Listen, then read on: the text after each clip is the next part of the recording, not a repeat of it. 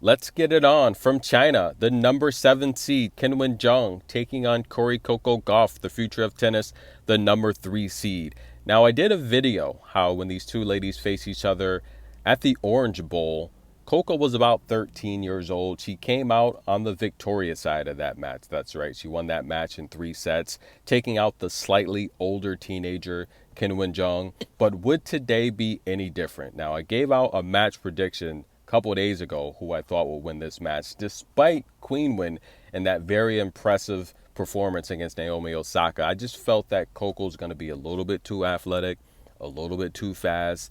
And guys, we did a poll in the community. Who has the best pre-match routine? Is it Iga's footwork with the shuffle, or is it Coco? Hi, any more towels for you? Are you good? I think I'll be maybe one more. Okay. Ladies, welcome. A couple of reminders before we start the match. We have the shortcuts in the 2 corners just behind me. Now, Coco would ask for one more towel, but I'm not sure if she would need it. Qinwen, guys, clay is her favorite surface. We all know that. For literally every 3 matches on clay, she wins 2. During COVID, she used her own vehicle to drive around Europe and play as many lower level clay matches as she could, as the main tour was shut down, ladies and gentlemen. Taking on Coco Gauff, trying to get revenge. Now, Coco, very impressive match, very impressive win last time out against the world number 2, Paula Badosa. But I talked about the double faults, right? And Coco addressed the elephant in the room. She said exactly what I've been saying for so long. What have I been saying? She's making double faults at a historic all-time high because Brad Gilbert, he's a big serving type of coach. Andy Roddick, guys, I think Andy Roddick still has the fastest serve on record. Right, guys? I think so. Correct me if I'm wrong. But Brad Gilbert, he's all about the big serve. Take as much pressure off of your player as possible. Put as much pressure on your opponent. Win those easy points.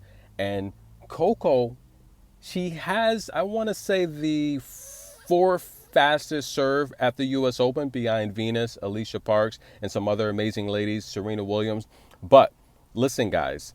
The reason why she's making the double fault, she said exactly what I said, is she hasn't got the technique down yet. She said she's still trying to master the technique. It's taking a bit of a long time, but she will get it down. She said the goal is to develop a very strong, and she's already got the speed, so it's not a speed issue. It's focusing on control. And I talked about the Ferrari analogy, how any of you have ever driven a Ferrari, it's very fast, but you got to be careful around those corners. We saw Errol Spence, WTA unified champion, nearly kill himself, right? He was in the hospital for a very long time. He was in a coma. Those Ferraris are dangerous around the curve. And Coco's serve, guys, very fast, very powerful. She's just trying to fine tune it, right? She's just working on the control. Take a look at someone like Iga Swiatek. She's got great control on the serve, but she's only averaging about 106 miles an hour. So Coco's trying to get the control down with the speed. If she does, it's going to be a problem. But let's pick up here, guys, in the first set. Qinwen on the receiving end. That might be a mistake, ladies and gentlemen. Now, Coco Gauff looked like she had extreme mental focus in this first set as we take a look at Brad Gilbert, Pierre Ribas. Both of these ladies have the experience of being coached under Reba. Now, Reba worked with Brad Gilbert and on Coco's team last summer. But listen, guys, I think Reba, he's a great coach, guys. I definitely rank him in the top 5 of coaches on tour right now. I think Reba, I hate to say this, but this is just how I feel. I think Coco, I think his coaching style suits Coco very well. It's a shame that partnership did not work out, but I just feel he's a great cheerleader. He's a great motivator. And I just really like how mentally she was in a great spot under Reba. But right now, we're seeing Qinwen reap the benefits of an amazing coach, guys. The first set, Coco showed extreme mental focus. She did have 6 double faults, but again, guys, this was a battle back and forth with the forehand. And I want to talk about the forehand, guys, because if you did not see this first set, Qinwen did what Paula Badosa did. She tried to attack the forehand of Coco repeatedly.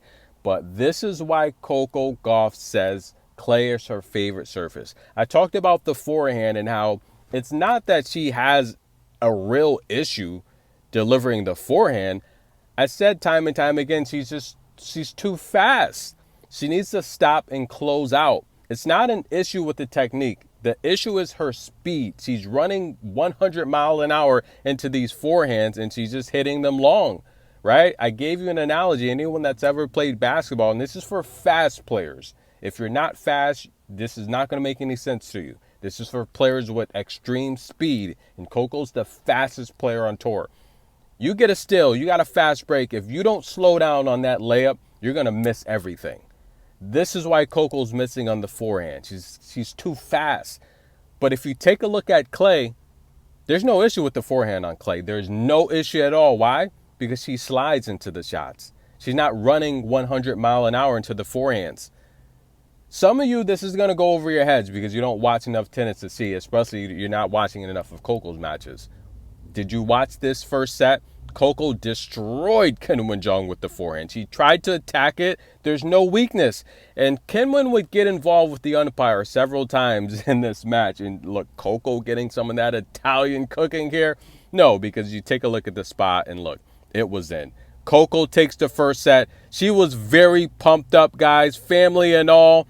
And we head to the second set. Things would get really interesting as Coco Gauff put up some amazing numbers. Take a look, guys. 63% of the first serves in. She did have 6 double faults, but nearly 80% of the first serves won. Qinwen, she's a good server. 71%, that's low for her. She's got to be in the mid-70 percentile range to be effective. The first set went to a tiebreak. Qinwen had the mini break early up in the tiebreak, but could not hold on. Take a look at the forced errors and forced errors combined.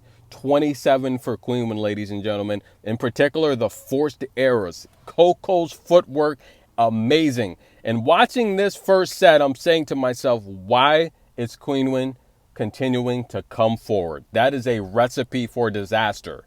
Why? She had no choice. Coco was so darn good. Stay tuned for the second set.